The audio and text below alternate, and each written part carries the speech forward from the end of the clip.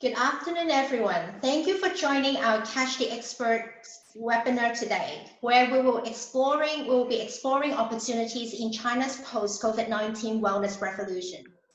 Before we start, may I ask the audience to please mute your audio.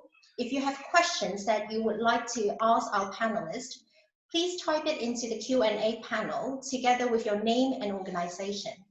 We will do our best to address them, time permitting.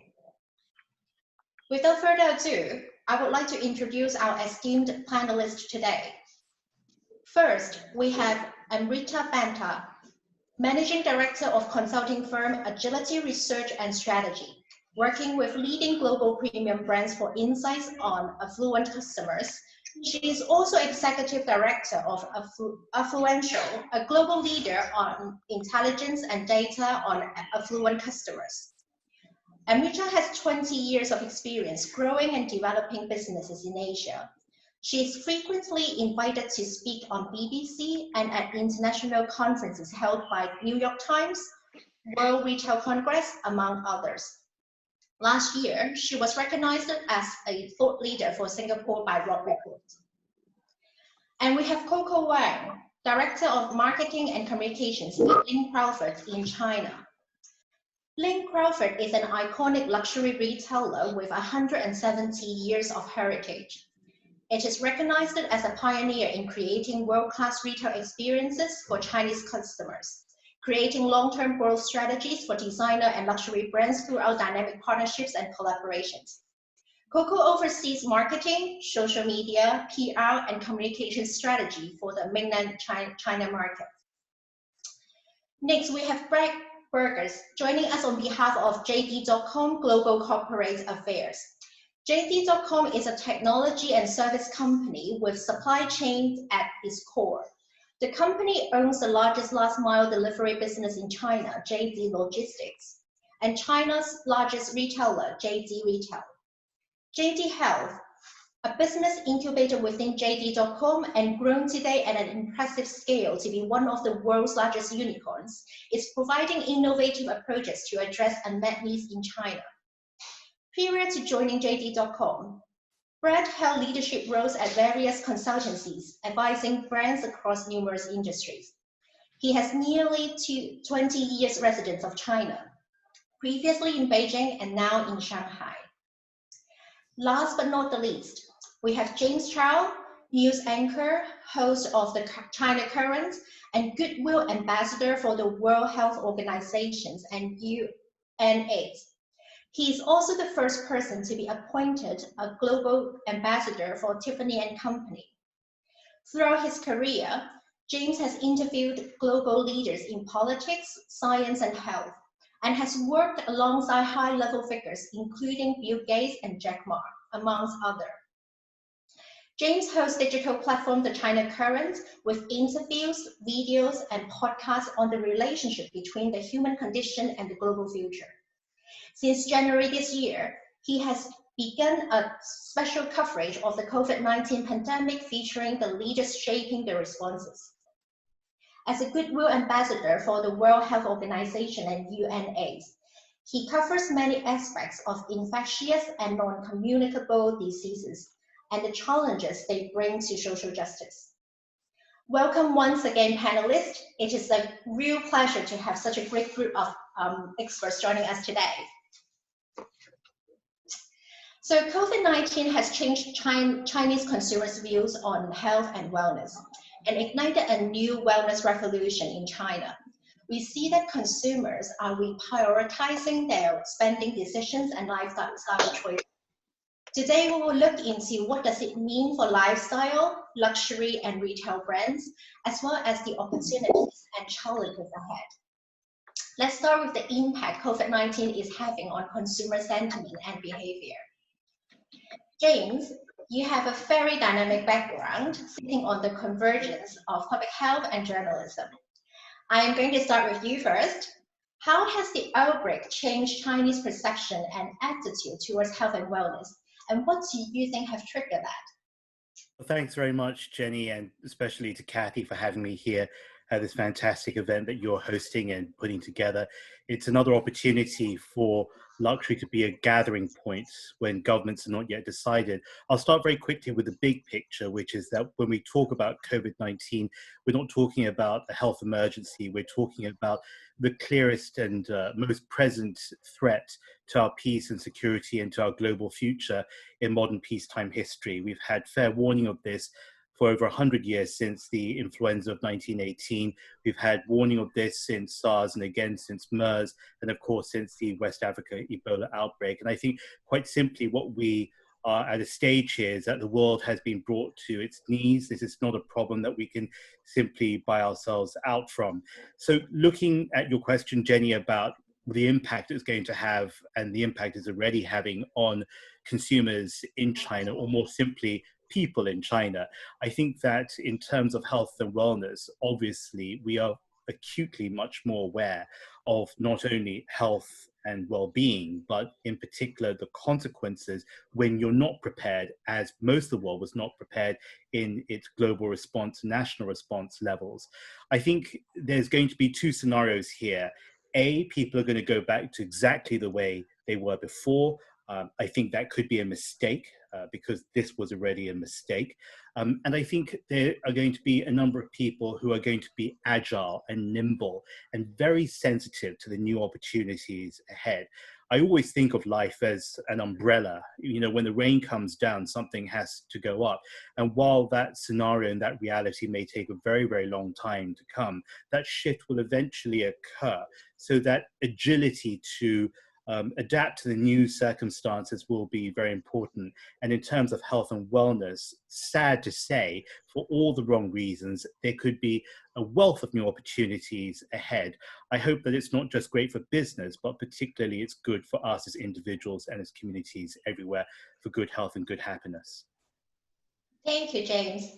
Fred, JD.com is dealing with an astounding amount of data every day. What consumer insights can you draw from them? And what are some of the purchase decisions you have observed since the outbreak? Yeah, hi, thanks very much for the panel, and thanks for the question. I certainly entrusting that to respond to the point that James mentioned, that the scenario will be the latter of the two, that people will not go back to their way of living before this happened, but that they have a new, flexible way of looking at opportunities going forward.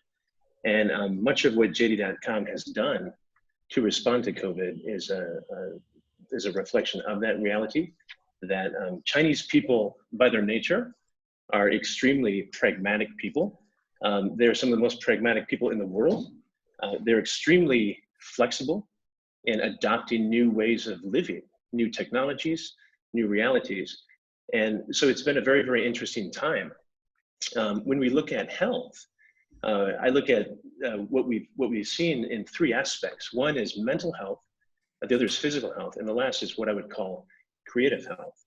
And so mental health, one of the things that JD has done was through its JD Health business, telemedicine, is create a new way of engaging consumers across China through online inquiry. And so what happened is the people across China were very, very scared about COVID. If I cough, if I'm within 3 feet of somebody nearby and I cough, what happens? If I get a cough, what happens? Do I have the virus? These are very practical issues. And so they were enabled to call in to ask about the symptoms. We opened up the psychological channel for them to call in for emotional support. So we started that in China, and we opened it across the world in China, in Chinese and English. So that's an interesting dynamic. So mental health, I think, in terms of being a greater import overall. Secondly is the physical health. Now we all know, and we've seen data, I'm sure, in the news about a rise in certain hobbyist activities. I verify that is the case. We have seen a great increase in for example, cooking, in baking products. We've seen a rise in pulling machines. We've seen a rise in yoga mats. We've seen a rise in rowing machines and things like that. So physical health component, as people stay at home, they realize that they must be they must be more attentive to their physical health, and it's much easier to slack on that when you don't have a disciplined schedule. And I think one further point to that that's quite interesting is we did this research with our internally through our Big Data Institute called the Sleep Report, which you may not have seen. One data point there that I think is key for brands to keep in mind is that over 70% of Chinese people struggle with sleep. They're not resting at night. They're having insomnia. And over 50% of people are born after 1990. And so that's a big deal. And that should be a big deal for brands who are seeking to have purpose and who are seeking to address bigger needs and bigger issues with the Chinese consumer, because that's seen across Beijing, Shanghai, Guangzhou. And so these are centers of stress in China, I think one could call them. And so I think that's another dynamic. And lastly is creative health.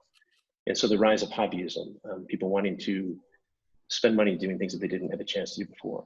A lot of what we see in China, and me myself, I'm not excluded from this, is outsourcing some of the work like childcare, like cooking and cleaning. Well, when people are at home, they're in a sense, they're forced to do it themselves because their help is back home as well. But there's also a subsequent rise in an interest in learning new things. So cooking desserts and showing those desserts with their friends, and reading new materials. There's been a great interest in calligraphy.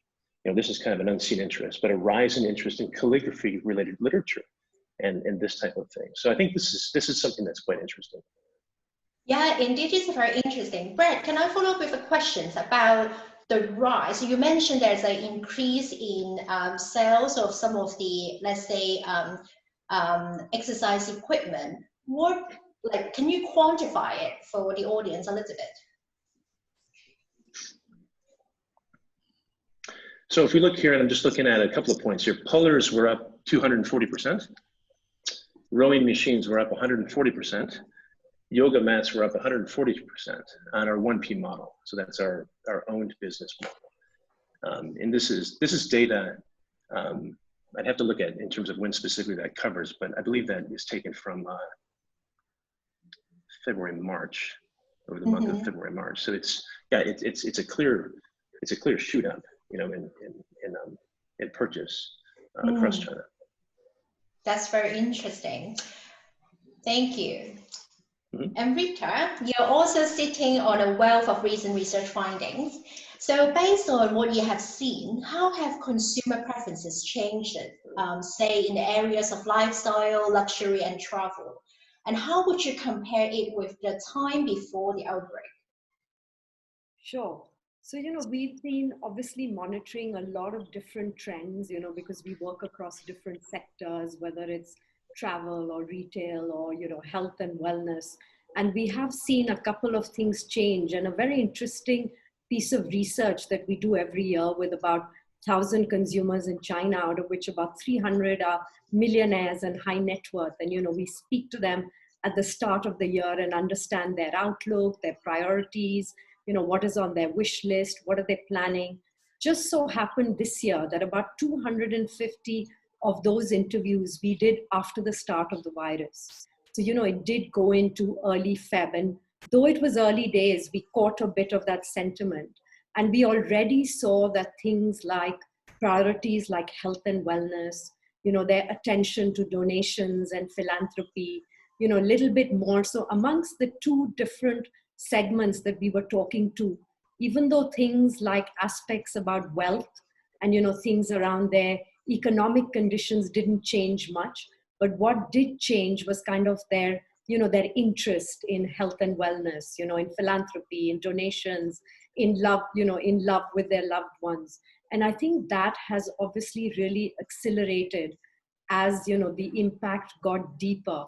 The other thing that we've obviously seen is this whole cloud life situation, and all of you must be seeing it, and we are experiencing it in different parts of the world, which is, cloud gymming, cloud cooking, cloud chatting, being on 50 different Zoom calls with friends, and an entire social life, which can be now, going on along with what you're doing on JD.com and, your purchase, you've also got this entire online life where, like Brad said, there's self-improvement, there's, interest, you're looking at museums, you're looking at clothes, but you're also networking and you're keeping up your social life. So very much this cloud life that we've seen that has, been through. So there are a lot of different trends in terms of now what we see, which is more around revenge spending and a bit of binge buying, especially in the sector that I work in, which is slightly more affluent and luxury and premium brands. We've seen, and you would have seen this, Hermes, $2.7 million spent at their store after they opened. The LVMH CFO just talked about their April sales having gone up by 50%. So, we just feel after this ordeal, a lot of people are also rewarding themselves a little bit, so it's a kind of retail therapy, but it's also rewarding yourself or just a feeling of normality, just kind of making yourself feel normal again, going out, maybe buying the things that, you were thinking of and were buying online, but along with that, now also going out and shop. So I think these are some of the key trends that we're seeing. I mean, there are many more, but I'll kind of stop with that and, take it on, for someone else to take that on. Yeah. Well, we'll definitely come back to you on some of the things that you have mentioned, especially about virtual experiences, because we obviously see that there's an economy built around virtual experience since the outbreak. So now I'm going to turn to you, Coco. You're in charge of the marketing and communications at Crawford in China. So what are your key takeaways for the luxury retail industry? And how has Crawford been responding to consumers' expectations since the outbreak? Wow. First of all, thank you for inviting here and listen to, these industry experts sharing their opinion. We have quite a few shared observation. And regarding to Crawford's side, I think throughout this special period, one key learning point for us is it is critical to find the new ways to stay connected with our customer as well as our market. So regarding to the customer side, we quickly took action to creating new ways to communicate with them. More importantly, we adjust our markup strategy and launch new campaigns to express love, caring, empathy to our customers. So on a daily basis, we developed a series of digital content, including digital masterclass, collaborating with a celebrity stylist to providing styling advice, as well as the live streamings with media, key opinion leaders, partners to offer fashion and beauty inspirations. More importantly, campaign-wise, we piloted one program named With Love Weekend in March. At the stage one, we invite 20 global established designers as well as emerging Chinese designers to show their good wish and support from the world of luxury as well as fashion. At the second stage, to build up a more close connection in China market, we launched a CSR program across Beijing, Shanghai, and Chengdu to offer special welfare with abundant product services to this medical frontier, those heroes who fight with coronavirus for us. So that the key communication change for March. And last week, we just launched another new campaign. We name it Making Moment. We will feature a moment of creativity, a moment of quality, as well as a moment of togetherness, respectively. We want to pay tribute to some of the most renowned designers, craft person we are working with. But we also want to remind our customer in China that with everything they do, there is and there always be incredible beauty and artistry, in their life. So I think this is the way we observe from our key learnings and then we take our actions in China market. This is great. Thank you, Coco. You mentioned some like really interesting points, and also so as like Amrita touched on it earlier, that people are making more donation. Love, compassion, togetherness are like, and also that sense of feeling normal seems to be what people are looking for. I would like to ask James's question. So apparently we see that like consumers, there's a growing expectations among consumers for companies and brands to do good and give back to the society. So corporate social responsibilities are no longer good to have, but it is like a demand. So I have read some with great interest, some interesting stories on the China current that touch on that topic. So James, would you like to share more on this topic with us? I was looking for stories to cover as we went past, and we started off with Dr. Margaret Chan, who, as you know, was the previous Director General of WHO, and then we went into a lot of the science. So the Chief Scientist of WHO and Gabriel Leung, who's here in Hong Kong, Sharon Lewin in Australia, who is adapting from her cure for AIDS to a vaccine for COVID-19. They were the first to isolate the virus outside of a laboratory in mainland China. And then one day I just did this story one night. I was sitting at my desk at home, this desk, and I thought, you know, what about all those people, those men and women, especially the women, because they make up the majority of the global health workforce everywhere in China and around the world. What about some of the struggles that they're going through?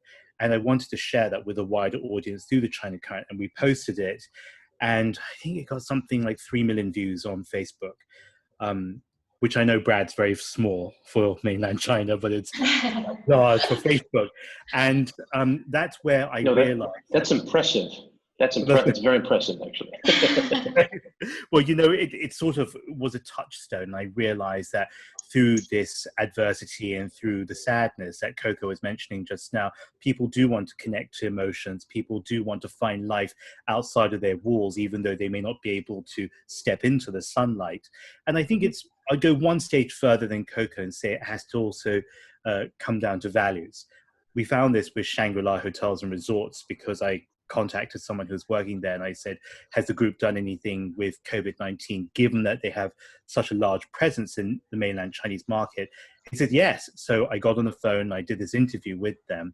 And very early on, they had opened up their hotel in Wuhan to 2 medical teams from Jiangxi and Hebei. That's 236 people. And they'd also prepared meals for 4 hospitals nearby. And I think it was 24,000 meals. And they did everything. And I think what was really, really interesting, it wasn't just about, we'll give you a bed to sleep in, but they truly replicated the 5-star experience and the luxury experience for a different kind of guest. So obviously they had thermal scanners at the door. They had probably certain sanitation conditions in the kitchens and also in their room services, or I don't think they had room service at that time.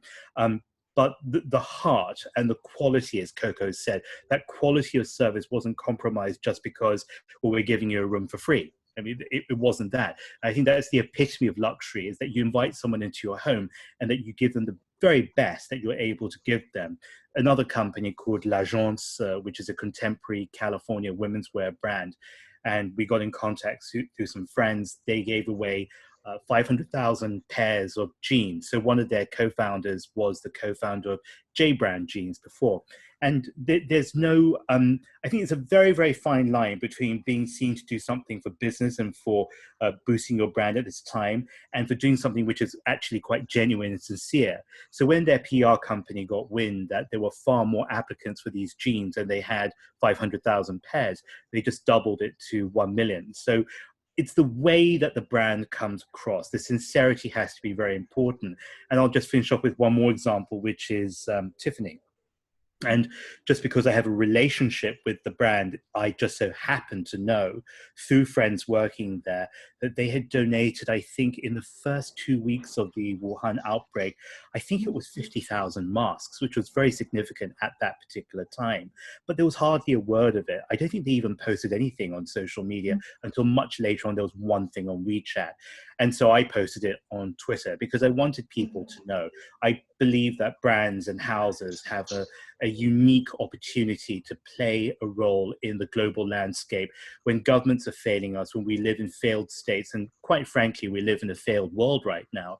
These brands can easily step in and show that there is no 5-year term for a brand. There is no president or prime minister in the political sense. A brand is constant. It's that beautiful thread that runs through the tumultuous but sometimes joyful times in which we live.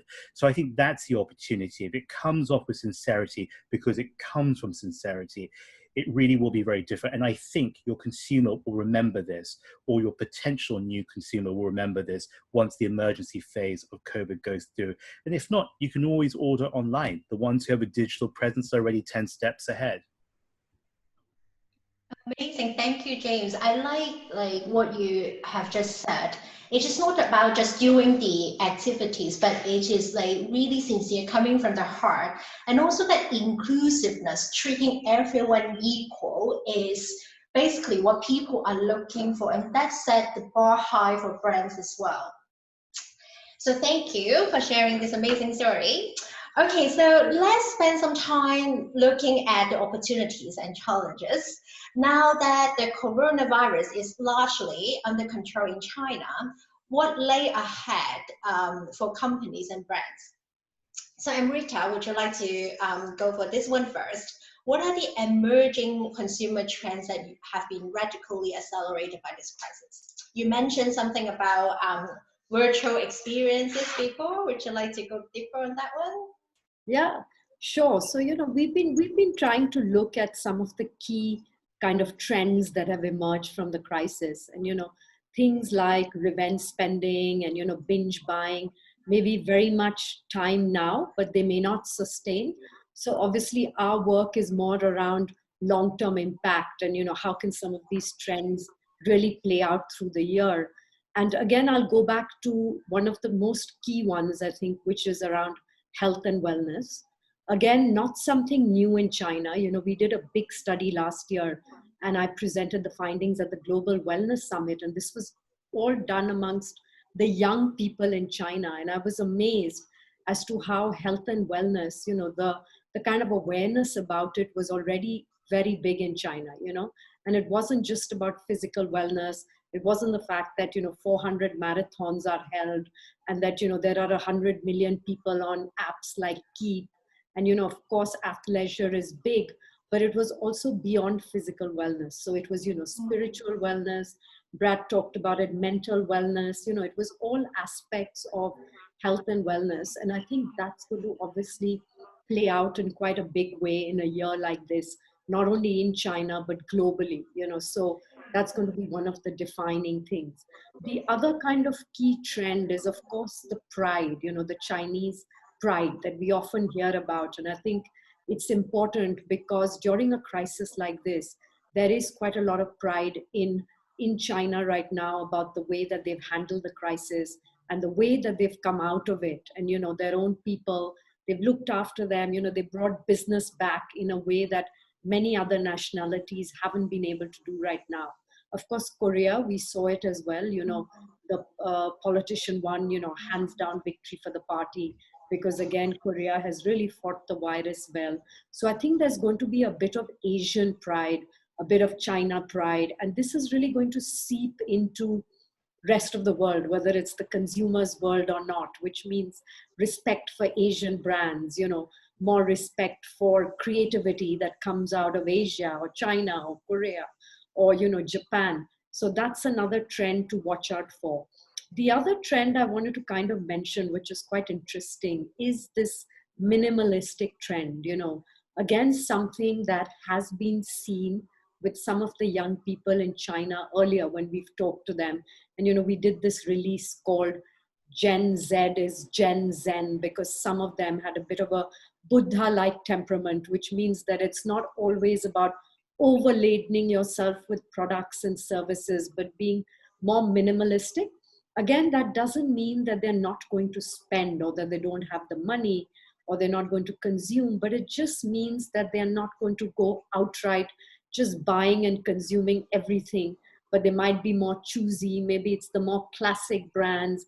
maybe the brands that they really love. So a bit of this Japanese minimalistic kind of attitude, which we definitely think in countries like Europe, things will not be that flashy anymore, right? So it's going to be a bit more probably around soft-toned luxury, a little bit more kind of at least thinking about not overladening yourself with too many things that you don't need.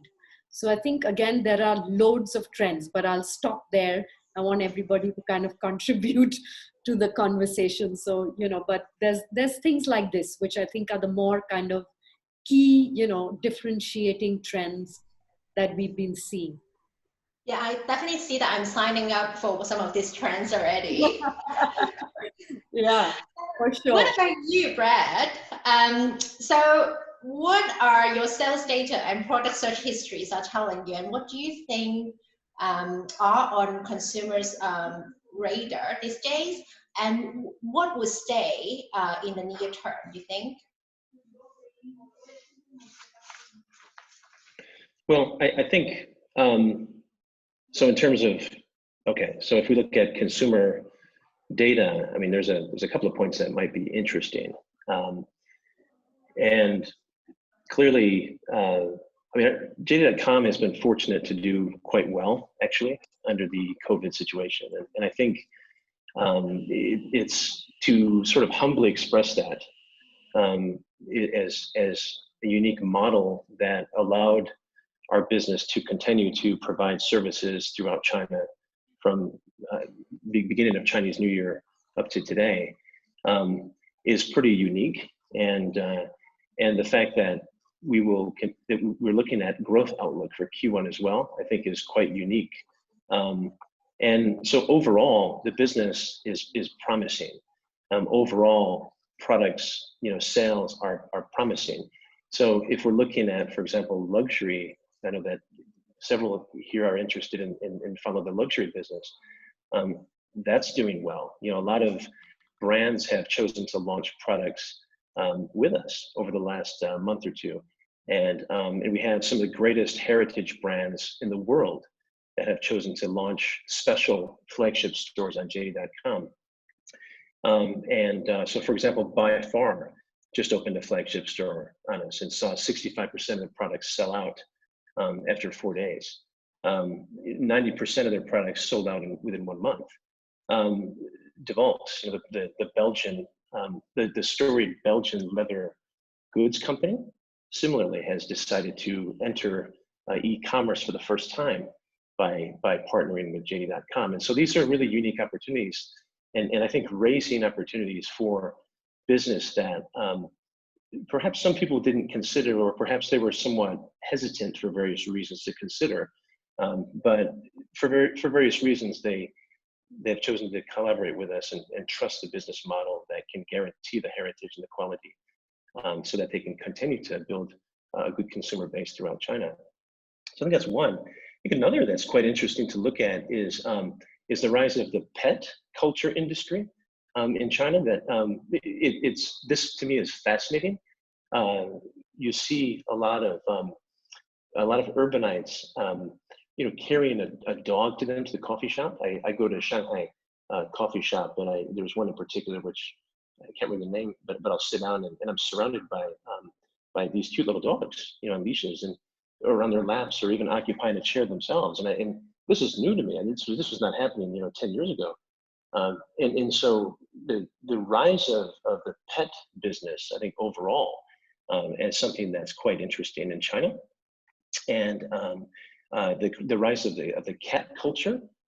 Cats are increasingly popular in China, and why cats? Yeah. Perhaps it's because cats. I mean, I don't know. I could look into some further anecdotal insights on that. My personal take is that it's because they're good companions. I had a cat when I was younger, right? And cats are good companions. They manage themselves a little bit better than dogs in certain aspects, and they they're seen as being like a superior, mysterious pet, I think, in some aspects. And so I think some people like to be seen as being managed by the cat in China. And I think there's a word in Chinese for that. It just doesn't. It's not yet with me. But the rise of the cat culture is interesting. And so there's other things like outdoor activities related categories have done quite well. We've launched a range of handsets. So Apple and Huawei and Vivo and others have launched new products over the last month or two through JD Live, our live streaming business, and kind of online press conferences, which is quite interesting. So there's a lot of really good things that we've seen. There's people are very positive and optimistic. And one final thing I'll just mention is JD.com as a company it came to fruition because of a public health crisis. So I was here in 2002, 2003 during SARS, and SARS was so scary. For you that have been here, you remember that. And people were really quite scared back then in Hong Kong and in mainland China. And I think what happened is we decided as a result of SARS to go online and become an online retail company. Whereas before SARS, we were offline. We were several offline stores. And so what's interesting is COVID does the very same thing. It provides opportunities that may have been out there in the forefront 5 or 10 years down the line, but they're pushed up faster because of this crisis. So we've done a range of things faster and applied a variety of scenarios much faster because of COVID that are going to continue to be used. Whether it's logistics like autonomous robots delivering to people in Wuhan, drones disinfecting community areas where they never did that before, they would perhaps deliver a parcel, or whether it's launching products via live stream, or whether it's even integrating fun, because now it's really important for people to think about, and brands to think about, how can they integrate fun into what they're doing. So, whether it's doing clubbing at home and selling liquor through doing clubbing, online, or something else. We've done that. It's fascinating. And these are really new scenarios for retail, I think, that are very exciting. You're definitely giving brands and companies a lot of confidence. Thank you, Brad. James, what's your take? Especially, I think I would really like to hear from you what you think about nationalism and Asian pride. Well, I think that we are living in an era where we're seeing a rise in inward thinking, in populism, in nationalism, me first, my country first. We saw the UK Health Secretary, Matt Hancock, say, well, if we, meaning the UK, create a vaccine first, then the UK people will be first in line. Obviously, there are reasons for that, but you need to think more widely about where's the global solidarity in that. I mean, if the Chinese hadn't loaned out the genome sequencing early on in December, January, then nobody would be able to create a vaccine at this speed and on a global collaboration level as well. But in going back to what Amrita said, I think it was Amrita who said it was this beautiful point about Asian pride. I think right now we're still getting a bit battered. There are still many aspects, for example, the early outbreak, that are still not completely defined. But I think it is in the Asian culture to be more reticent and not to boast and not to project yourselves too much. And that is probably why the public narrative hasn't yet been as shaped by what we have done. The South Koreans have had great success because they tested and tested and tested, but they don't really talk about it a lot. There has been some commentary. The Singaporeans, I think really what we've heard more from was from the two landmark speeches given by their Prime Minister, Lee Hsien Loong. The Chinese as well, they're really on the back foot as well. But so I think there will come a time once the hurt and the grieving and, this absolute sense of mourning we have, the tens of thousands of people who have died. But think about the millions more and the billions more who've been impacted in ways that have not yet been fully articulated. Once that period is over, I think that we will restore some sense of that pride, and people will then look and say, well, over in Asia, they did something quite right. I spoke to Jeffrey Sachs, the economist at Columbia University, who was a key architect of the Sustainable Development Goals the other night. And he was talking very much to me about what he calls the East-West divide, because countries in East Asia have clearly outperformed those in Western Europe and the United States. So I think that's going to be something we'll see more of. Very quickly, going back to what Brad was saying and what Amrita and Coco was saying, I think one of the implications for the luxury industry and for all industries perhaps is that people are far more discerning. They're not just staying at home, they're educating themselves. They're watching television, they're online, they're doing Instagram stories. And of course, I'm talking about still the minority population of the world who have access to technology and the know-how to use it, and the disposable income to be able to partake and participate in this part of the mainstream economy. I think what we'll see once people go back to shopping, and of course we're beginning to see that in mainland China, I hope that designers, for example, will be more discerning in what they put out there. I don't know what's going to happen for Thanksgiving and Christmas. Will people be in as a celebratory mood as they were 4 or 5 months ago? So therefore, I think you need a cleaner edit. I think you need a smaller capsule collection. That's going to help businesses in terms of what they put out there. That's certainly going to be able to help cut down on costs if they do that in the right way. It's going to send a very, very strong message about sustainability at a time when a virus from nature has overwhelmed all of us, and no exceptions in terms of countries and continents. And so I think instead of maybe 10, 12, 15 pieces that you may present in an ordinary collection, you'll be looking maybe at 3 or 4, and of the highest quality, which is the word that Coco used very early on. Present that to your client, offer it to them, and I think you'll be able to see the good times come back at some point. I don't know when that's going to be, at some point. Thank you, James. Coco, what do you think would be the opportunities for lifestyle and luxury brands? Yeah, that's a very good question. But before I answer this question, may I add on my opinion from the luxury industry related to the trends, as well as, you know, I think as well, you know, as well as the uniqueness of luxury industry. I think my first point is, while we're talking about, well, we noticed that more luxury brands went digital and try new initiatives. I found that a new trend in China is they try go digital in a very creative way. So recently I noticed very two good examples. One is Bottega Veneta launched one new multi-platform concept named the Bottega Residency to invite writer, musician, creative, film director to share, you know, the strengths, positivity, and creativity. That's amazing. And in China, recently there is one social game named Animal Crossing that is so super, you know, desired for, you know, young generation and luxury brand customers. And I noted that Gucci, Chanel, Dior, Tom Dixon quickly join hands with this game to increase customers' involvement. So I think the trend is not just go digital, it's go digital in a very creative way. So this is my first point. And my second point is, well, we mentioned going digital, going virtual more frequently, but for luxury industry, person-to-person communication, personalized services, experience, curation still remains super important.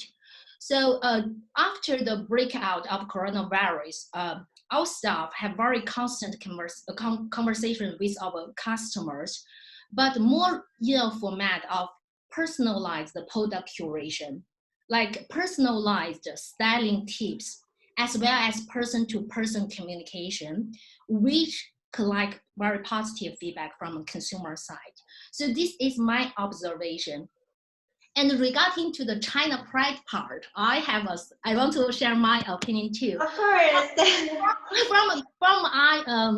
From my observation, when we're talking about like the people Crawford care about, we will not just cover, you know, the customer. We will also cover like the community we committed to and our staffs.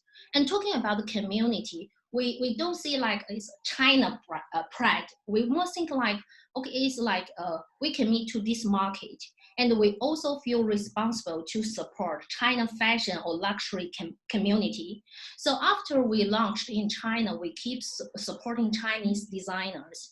And last week, sorry, mention that, Brad. We collaborated with Neighborhood, a local, creative and design platform, to participate Tmall Cloud Fashion Week to promote, China designers brand. We think that is a very direct way to do the live streaming to engage our consumer, but at the same time, we think that will be very direct support to the Chinese designers. This is our learning. Is like we will not think as is a China pride or not. We more think like it's part of a responsibility to support this market and the community we belong to. So sorry, now back to your question related to the future opportunity, right? Mm-hmm. Yeah, I think for luxury industry or retail industry, I believe there are more opportunity related to explore in the new way to stay connected to the people you carry. As I mentioned before, when we're talking about the people we care for, it includes our customer, the community, as well as our staffs. And if we're talking about the offline experience, because we have omni-channel cover online as well as offline, we think after this COVID-19 virus, the expectation from consumer on your action to care for their well-being will stay same. They will also expect that you do the disinfection in public area, and your efforts on communicating these relevant actions will be much appreciated. At the same time, we also noted that social content as well as the product offering relate to stay healthy, live better, engage more consumer attention, involvement online. And I am convinced that these trends can be transferred from online to offline. So this is, I think, the opportunity. Great, thank you, Coco. You touched on care, and which we have already addressed it early on, but you also mentioned about social content. And I would like Amrita and Brad to also weigh in on that. So obviously, because of the lockdown, lots of brands will just turn to live streaming platforms to connect with the consumers. And China has a very well-established digital ecosystem, if you may, that integrate live streaming and also e-commerce. What do you see what kind of opportunities do you see there going forward for different type of brands? Maybe I will start with Amrita, especially for luxury brands, and then Brad may add on your opinion as well. Sure. So I think there's, besides the e-commerce bit, I think, the whole ecosystem has gone through a lot of change, and there's such a big opportunity for brands to connect with consumers, with customers in a very different way. And I think through the crisis, I'd like to touch upon art and culture, for instance.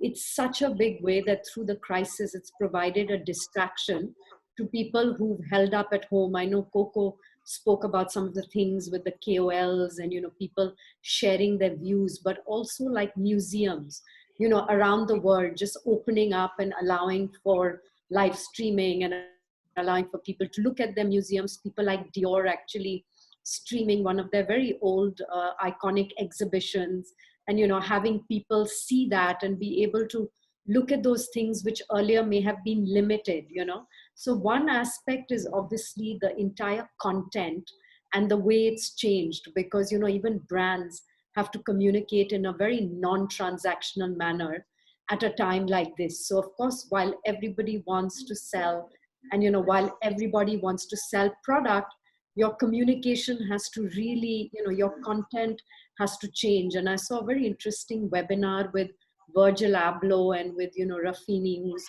leads the Montclair brand.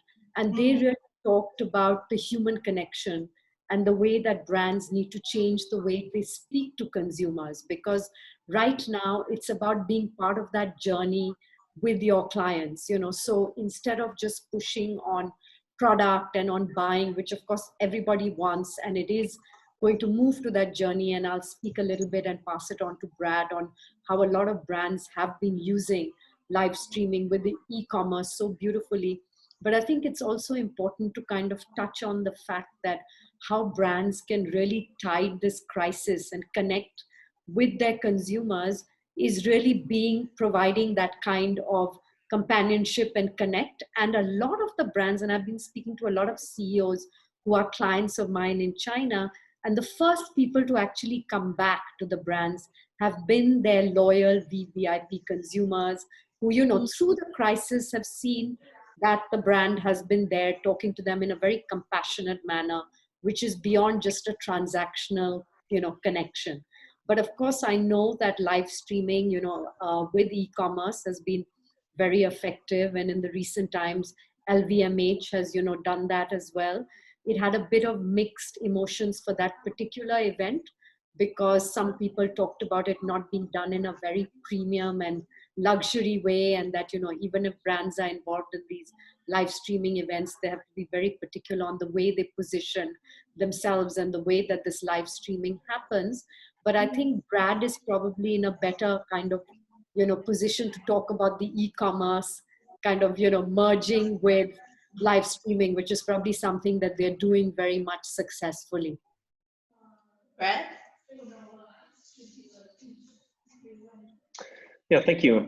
I think overall, I mean, live stream is one of the areas that is obviously growing. I think 2019 is probably seen as being a key year in which live stream came to fruition. And 2020 will be seen as the year where live stream comes to a new place of integration, to a new place of better focused quality. Amrita alluded to that as well, where some brands are, they're doing a live stream, but they need to make sure that it's a quality experience. For JD.com, we're seeing that 100%, we're targeting 100% of our brands on our 1P business for engaging live stream, and about 60% of our third-party business to be engaged in live stream. So it's a big deal. Third-party business alone has 270,000 merchants, and we don't. I mean, in terms of brands, it's an incredible amount of brands. But what that means is it's just obviously everybody's doing it, but the experience itself is being looked at and is going to be you know, treated with much more care and quality.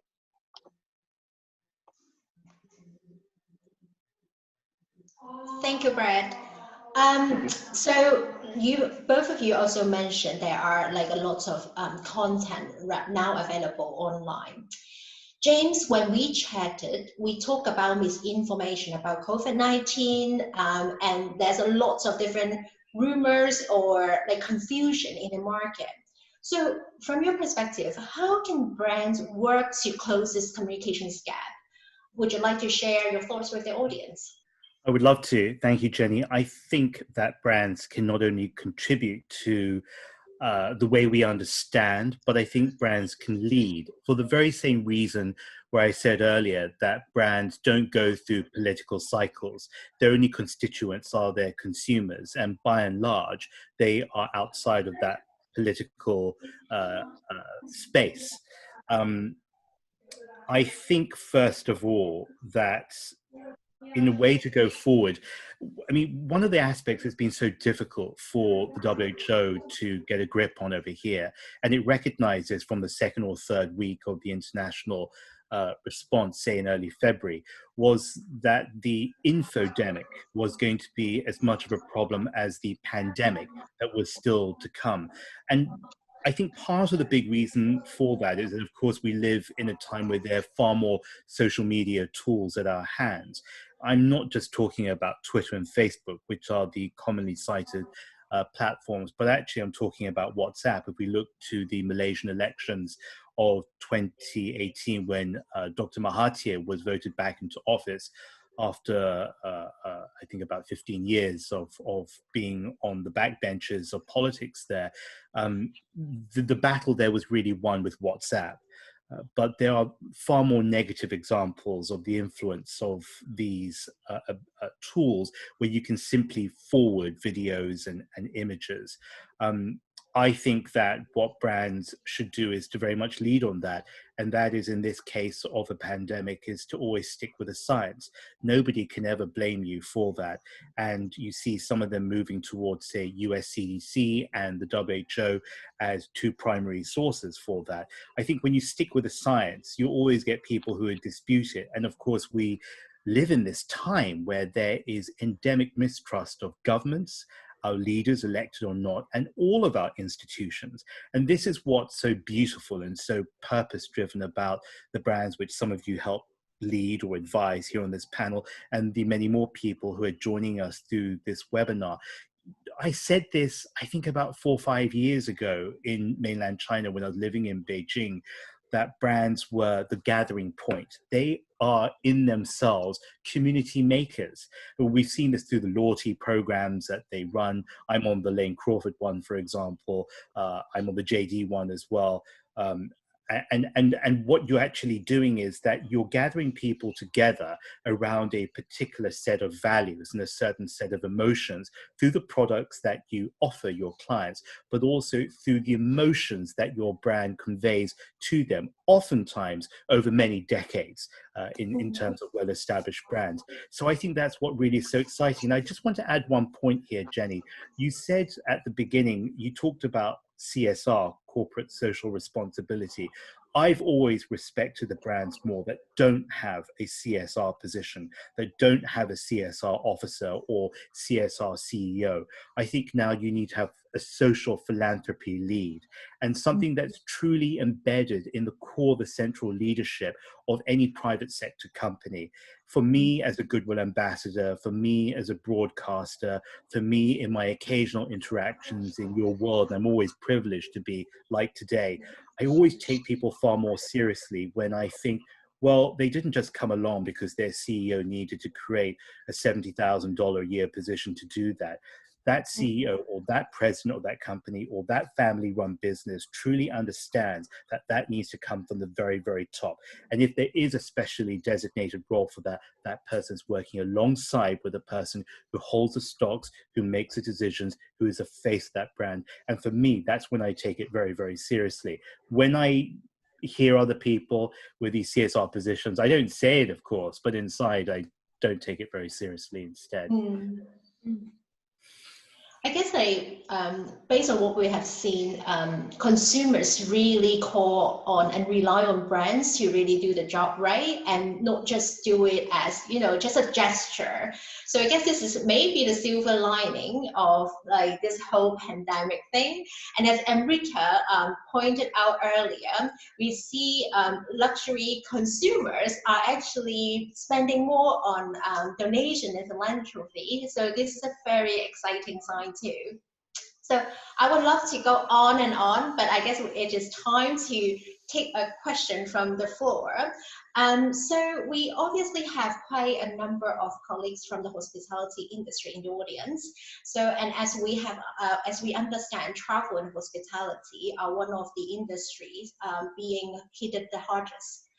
Amrita, what do you think hospitality brands and also maybe restaurants brands as well need to do now to be able to thrive in the post-COVID-19 era?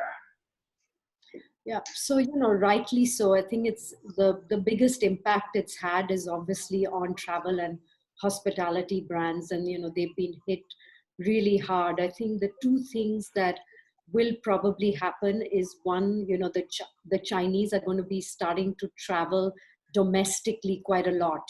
We saw in the Qingming festival, the kind of interest that they had in tourism, sites that they were visiting. And of course, we know that they will now start traveling much more in China, probably leading up to, different holidays that come along. So there is one big opportunity, of course, to consolidate your position in China and really, work on the domestic travel aspects of it.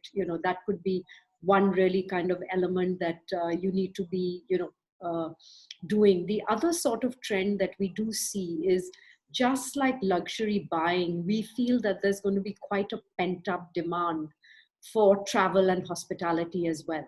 So, you know, when things do start opening up, I think travel is such a big part of people's lives that though they will be cautious, though, you know, a lot of things will have to be kind of taken into consideration, it will come back. And I think it's for the hospitality companies to remain connected in meaningful ways. So I know some of the biggest, you know, hotel chains are now doing food. You know, they're actually delivering food, and you can order some really nice meals from lovely Michelin chefs and hotels and be kind of entertained like that at home. But I think more importantly than that is them getting attached to some of the key trends like wellness and sustainability, and areas that are really going to, again, help them. I mean, James mentioned about, you know, what Shangri-La had done. They're also clients of ours, and I heard that story. It was a lovely story. Four Seasons did it in New York, and the Taj hotels did it in India, again, opened out, you know, their hotels for the healthcare workers. And so these are going to be kind of the stories that, you know, they're going to have to stick to, and the kind of messages that they need to be giving till the good times come again, right? Because the good times always do. So I think it's like cyclical, you know, so it's not like, you know, there's, I mean, in Jan, when we were talking about China, it was so different. And today, I mean, in April, we're already doing a China rebound story, right? So I think it's always working through these times to remain connected so that you're totally ready for the rebound when it comes. Thank you, Amrita. It is 5:06 now, so, and that wraps up our Catch the Experts webinar today. I would like to thank each of our panelists once again for your brilliant insights. We will be posting this video along with some key takes away on our website next week. If you like our Catch the Experts webinar, visit our Instagram at CatchOn for the latest updates. Thank you again for joining us this afternoon. Have a good weekend. See you next time.